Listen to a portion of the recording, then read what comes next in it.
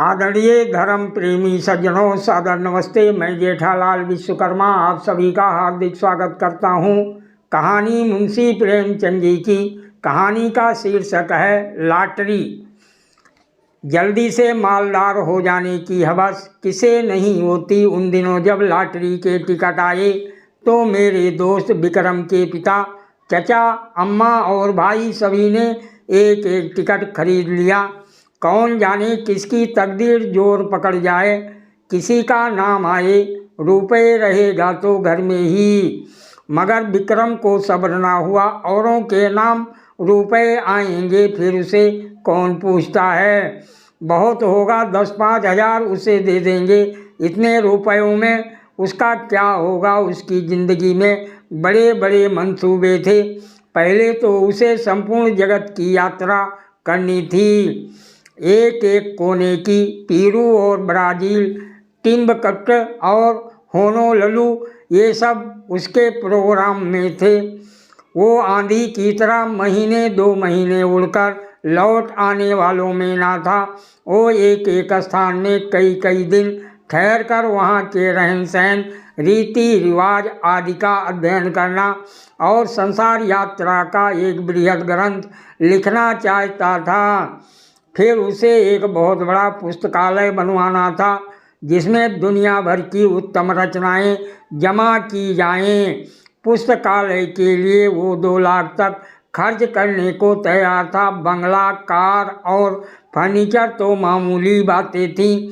पिता या चचा के नाम रुपए आए तो 5,000 से अधिक मिलने की संभावना नहीं। अम्मा के नाम आए तो 20,000 रुपये मिल जाएंगे। लेकिन भाई साहब के नाम आ गए तो उसके हाथ धेला भी ना लगेगा। वो आत्म अभिमानी व्यक्ति था। घर वालों से खैरात या पुरस्कार के रूप में कुछ लेने की बात उसे अपमान सी लगती थी। कहा करता था, भाई किसी के सामने हाथ फैलाने से तो किसी गड्ढे में डूब मरना अच्छा है। जब आदमी अपने के लिए संसार में कोई स्थान ना निकाल सके तो यहाँ से प्रस्थान कर जाएं। वो बहुत बेकरार था। घर में लॉटरी टिकट के लिए उसे कौन रुपए देगा और वो मांगेगा भी तो कैसे। उसने बहुत सोच विचार कर कहा, क्यों ना हम तुम साझे में एक टिकट ले लें। ये सलाह मुझे भी पसंद आई। मैं उन दिनों स्कूल मास्टर था। 20 रुपये मिलते थे, उसमें बड़ी मुश्किल से गुजर होती थी। 10 रुपये का टिकट खरीदना मेरे लिए सफ़ेद हाथी खरीदना था। हाँ, 1 महीना दूध, घी, जलपान और ऊपर के सारे खर्च जोड़कर 5 रुपये की गुंजाइश निकल सकती थी। फिर भी जी डरता था कहीं से कोई बलाई रकम मिल जाए तो कुछ हिम्मत बढ़े। विक्रम ने कहा, कहो तो अपनी अंगूठी बेच डालूं, कह दूंगा उंगली से फिसल पड़ी। अंगूठी 10 रुपये से कम की ना थी। उसमें पूरा टिकट आ सकता था। अगर कुछ खर्च किए बिना ही टिकट में आधा साझा हुआ जाता है तो क्या बुरा है। सहसा विक्रम बोला, लेकिन भाई तुम्हें नकद देने पड़ेंगे। मैं 5 रुपये नकद लिए बगैर साझा ना करूँगा। अब मुझे औचित्य का ध्यान आ गया। फिर मैंने कहा, नहीं दोस्त, ये बुरी बात है। चोरी खुल जाएगी तो शर्मिंदा होना पड़ेगा और तुम्हारे साथ मुझ पर भी डांट पड़ेगी। आखिर ये तय हुआ कि पुरानी किताबें किसी सेकंड हैंड किताबों की दुकानों पर बेच डाली जाएं और उस रुपए से टिकट लिया जाए। किताबों से ज़्यादा बेज़रूरत हमारे पास और कोई चीज़ ना थी। हम दोनों साथ ही मैट्रिक पास हुए थे और ये देखकर कि जिन्होंने डिग्रियां ली अपनी आंखें फोड़ी और घर के रुपए बर्बाद किए, वो भी जूतियां चटका रहे थे, हमने वहीं हाल्ट कर दिया। मैं स्कूल मास्टर हो गया और विक्रम मटर गश्ती करने लगा। हमारी पुरानी पुस्तकें अब दीमकों के सिवा हमारे किसी काम की ना थीं। हमसे जितना चाटते बना चाटा, उनका सत्य निकाल लिया। अब चूहे चाटे या दीमक हमें परवाह ना थी। आज हम दोनों ने उन्हें कूड़े खाने से निकाला और झाड़ पोंछ कर एक बड़ा सा गट्ठर बांधा। मास्टर था, किसी बुक सेलर की दुकान पर किताब बेचते हुए झेपता था। मुझे सभी पहचानते थे, इसलिए ये खिदमत विक्रम के सुपुर्द हुई और वो आध घंटे में 10 रुपए का एक नोट लिए उछलता कूदता आ पहुंचा। मैंने उसे इतना प्रसन्न कभी ना देखा था। किताबें 40 रुपए से कम की ना थीं, पर ये 10 रुपए उस वक्त में हमें जैसे पड़े हुए मिले। अब टिकट में आधा साझा होगा, 10 लाख की रकम मिलेगी, 5 लाख मेरे हिस्से में आएंगे, 5 विक्रम के। हम अपने इसी ख्याल में मगन थे। विक्रम इतना संतोषी ना था। उसने कहा, 5 लाख का क्या, हमारे लिए तो इस वक्त 500 भी बहुत है भाई, मगर जिंदगी का प्रोग्राम तो बदलना पड़ गया। मेरी यात्रा वाली स्कीम तो टल नहीं सकती। हाँ, पुस्तकालय गायब हो गया। मैंने आपत्ति की, आखिर यात्रा में तुम 2 लाख से ज़्यादा तो ना खर्च करोगे क्या? जी नहीं, उसका बजट है 3.5 लाख का, 7 वर्ष का प्रोग्राम है, 50,000 रुपये साल ही तो हुए, 4,000 महीना कहो, मैं समझता हूँ 2,000 में तुम बड़े आराम से रह सकते हो। विक्रम ने गर्म होकर कहा, मैं शान से रहना चाहता हूँ, भिखारियों की तरह नहीं। 2,000 में भी तुम शान से रह सकते हो, जब तक आप अपने हिस्से में से 2 लाख मुझे ना दे देंगे, पुस्तकालय ना बन सकेगा। कोई ज़रूरी नहीं कि तुम्हारा पुस्तकालय शहर में बेजोड़ हो, मैं तो बेजोड़ ही बनाऊंगा, इसका तुम्हें अख्तियार है, लेकिन मेरे रुपए में से तुम्हें कुछ ना मिल सकेगा। मेरी ज़रूरतें देखो, तुम्हारे घर में काफ़ी जायदाद है, तुम्हारे सिर कोई बोझ नहीं, मेरे सिर तो सारी गृहस्थी का बोझ है। 2 बहनों का विवाह है, 2 भाइयों की शिक्षा है, नया मकान बनवाना है। मैंने तो निश्चय कर लिया है कि सब रुपए सीधे बैंक में जमा करा दूंगा, इनके सूद से काम चलाऊंगा, कुछ ऐसी शर्तें लगा दूंगा कि मेरे बाद भी कोई इस रकम में हाथ ना लगा सके। विक्रम ने सहानुभूति के भाव से कहा, हाँ, ऐसी दशा में तुमसे कुछ मांगना अन्याय है। खैर, मैं ही तकलीफ उठा लूँगा, लेकिन बैंक के सूद की दर तो बहुत गिर गई है। हमने कई बैंकों में सूद की दर देखी, अस्थायी कोष की भी, सेविंग बैंक की भी बेशक दर बहुत कम थी, 2-2.5 रुपये सैकड़े ब्याज पर जमा करना व्यर्थ है, क्यों ना लेन देन का कारोबार शुरू किया जाए। विक्रम भी अभी यात्रा पर ना जाएगा, दोनों के साझे में कोठी चलेगी, जब कुछ धन जमा हो जाएगा तब वो यात्रा करेगा, लेन देन में सूद भी अच्छा मिलेगा और अपना रोब दाब भी रहेगा। जब तक अच्छी जमानत ना हो, किसी को रुपए ना देना चाहिए, चाहे असामी कितना ही मातबर क्यों ना हो, और जमानत पर रुपए दे ही क्यों। जायदाद रहन लिखवा कर रुपए देंगे, फिर तो कोई खटका ना रहेगा। ये मंजिल भी तय हुई। अब ये प्रश्न उठा कि टिकट पर किसका नाम रहे। विक्रम ने अपना नाम रखने के लिए बड़ा आग्रह किया, अगर उसका नाम ना रहा तो वो टिकट ही ना लेगा। मैंने कोई उपाय ना देखकर मंजूर कर लिया और बिना किसी लिखा पढ़ी के, जिससे आगे चलकर मुझे बड़ी परेशानी हुई। एक एक करके इंतजार के दिन कटने लगे। भोर होते ही हमारी आंखें कैलेंडर पर जाती। मेरा मकान विक्रम के मकान से मिला हुआ था। स्कूल जाने के पहले और स्कूल से आने के बाद हम दोनों साथ बैठकर अपने अपने मंसूबे बांधा करते, और इस तरह साय की कोई सुन ना ले। हम अपने टिकट खरीदने का राज छिपाए रखना चाहते थे। ये रहस्य जब सत्य का रूप धारण कर लेगा, उस वक्त लोगों को कितना विस्मय होगा। उस दृश्य का नाटकीय आनंद हम नहीं छोड़ना चाहते। एक दिन बातों बातों में विवाह का जिक्र आ गया। विक्रम ने दार्शनिक गंभीरता से कहा, भाई शादी वादी का जंजाल तो मैं नहीं पालना चाहता। व्यर्थ की चिंता और हाय हाय पत्नी की नाज बरदारी में ही बहुत से रुपए उड़ जाएंगे। मैं इसका विरोध किया, हाँ ये तो ठीक है, लेकिन जब तक जीवन के सुख दुख का कोई साथी ना हो, जीवन का आनंद ही क्या। मैं तो विवाहित जीवन से इतना विरक्त नहीं हूँ। हाँ, साथी ऐसा चाहता हूँ जो अंत तक साथ रहे, और ऐसा साथी पत्नी के सिवा दूसरा नहीं हो सकता। विक्रम जरूरत से ज़्यादा तुनक मिजाजी से बोला, खैर अपना अपना दृष्टिकोण है। आपको बीवी मुबारक, और कुत्तों की तरह उसके पीछे पीछे चलना और बच्चों को संसार की सबसे बड़ी विभूति और ईश्वर की सबसे बड़ी दया समझना मुबारक। बंदा तो आज़ाद रहेगा, अपने मज़े से चाहा और जब चाहा उड़ गए और जब चाहा घर आ गए। ये नहीं कि हर वक्त एक चौकीदार आपके सिर पर सवार हो। जरा सी देर हुई घर आने में और फौरन जवाब तलब हुआ, कहाँ जाते हो, और जो कहीं दुर्भाग्य से पत्नी भी साथ हो गई, तब तो डूब मरने के सिवा आपके लिए कोई मार्ग ही नहीं रह जाता।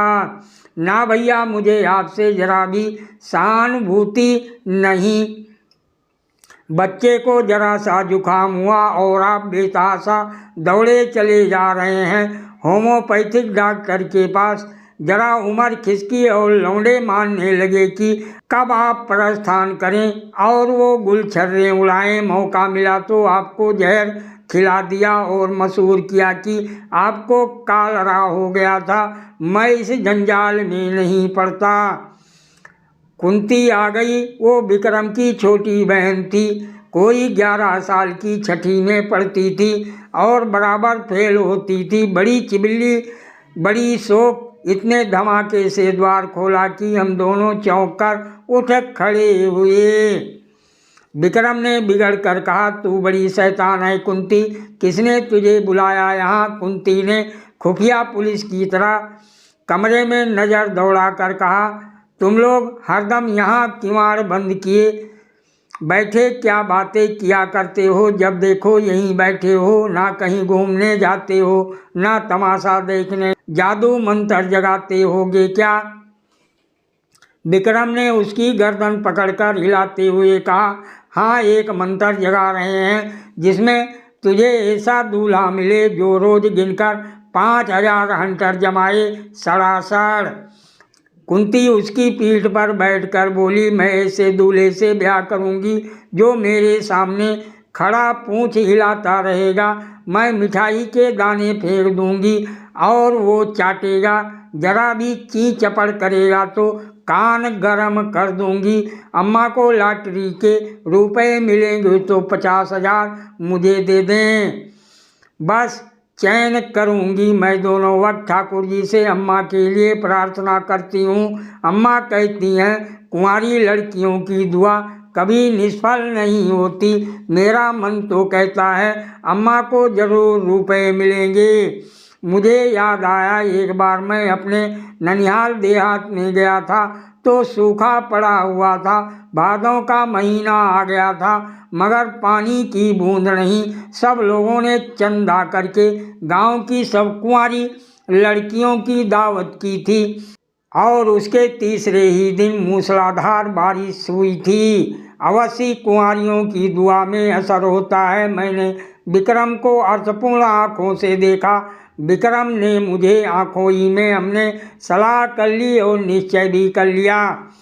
विक्रम ने कुंती से कहा, अच्छा तुझसे एक बात कहें, किसी से कहोगी तो नहीं?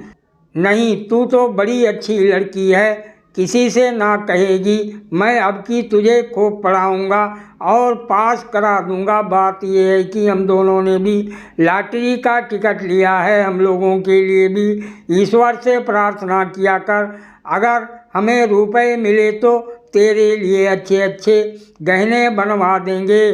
सच। कुंती को विश्वास न आया। हमने कसमें खाई वो नखरे करने लगी। जब हमने उसे सिर से पांव तक सोने और हीरे से मढ़ देने की प्रतिज्ञा की, तब वो हमारे लिए दुआ करने पर राजी हुई।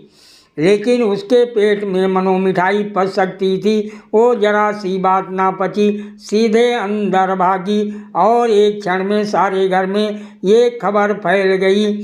अब जिसे देखे विक्रम को डांट रहा है।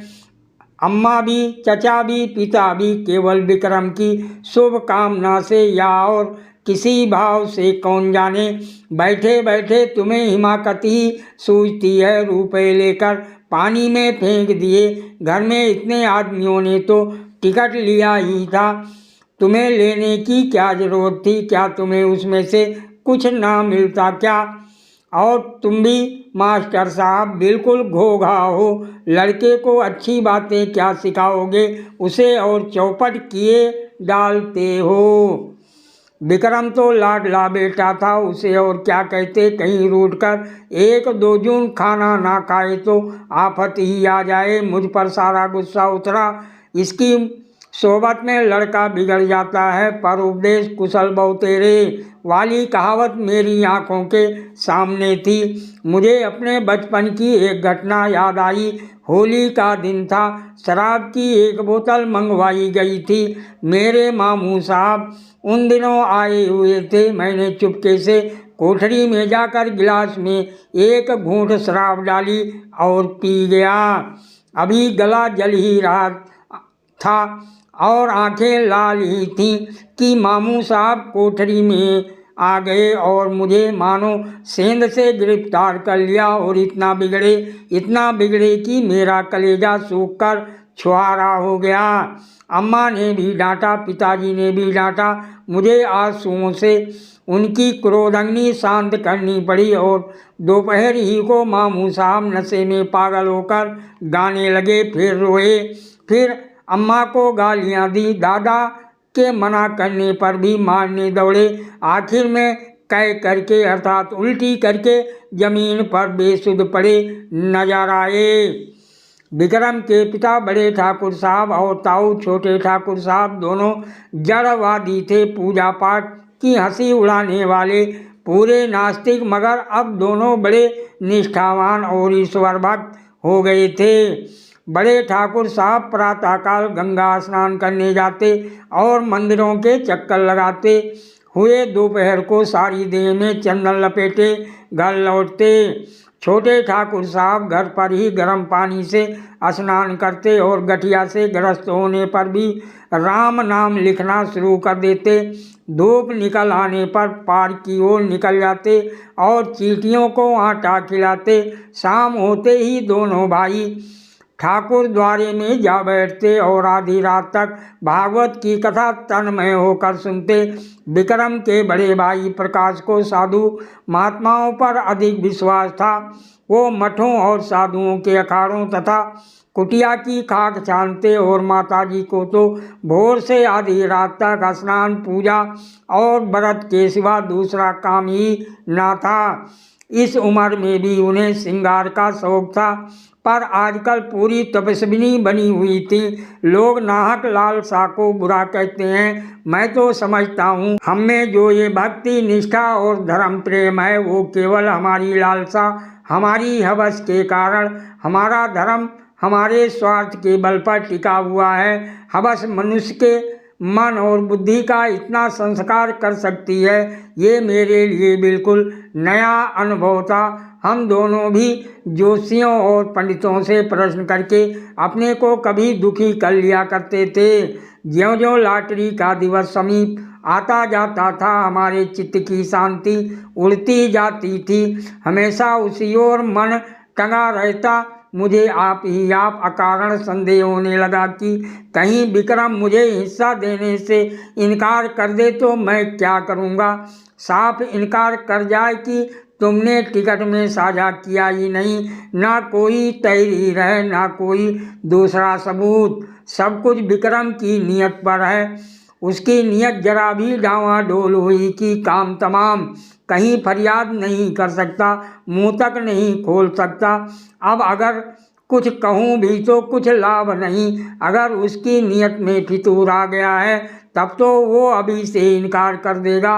अगर नहीं आया है तो इस संदेह से उसे अधिक वेदना होगी। आदमी ऐसा तो नहीं है, मगर भाई दौलत पाकर ईमान सलामत रखना कठिन है। अभी तो रुपए नहीं मिले हैं। इस वक्त ईमानदार बनने में क्या खर्च होता है। परीक्षा का समय तो तब आएगा जब 10 लाख रुपए हाथ में आएंगे। मैंने अपने अंतःकरण को टटोला। अगर टिकट मेरे नाम का होता तो मुझे 10 लाख मिल जाते, तो क्या मैं आधे रुपए बिना कान पूंछ हिलाए विक्रम के हवाले कर देता। कौन कह सकता है, मगर अधिक संभव यही था कि मैं हिले हवाले करता। कहता, तुमने मुझे 5 रुपए उधार दिए थे, उसके 10 ले लो, 100 ले लो, और क्या करोगे। मगर नहीं, मुझसे इतनी बददियांती ना होती।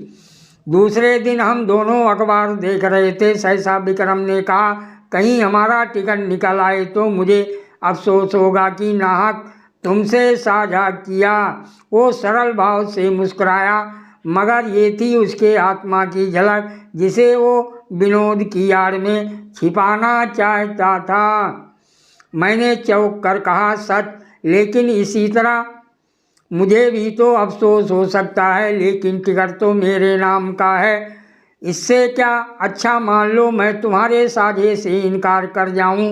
मेरा खून सर्द हो गया, आंखों के सामने अंधेरा छा गया। मैं तुम्हें इतना बदनीयत नहीं समझता था। सादर प्रणाम। कहानी शेष अगले भाग में।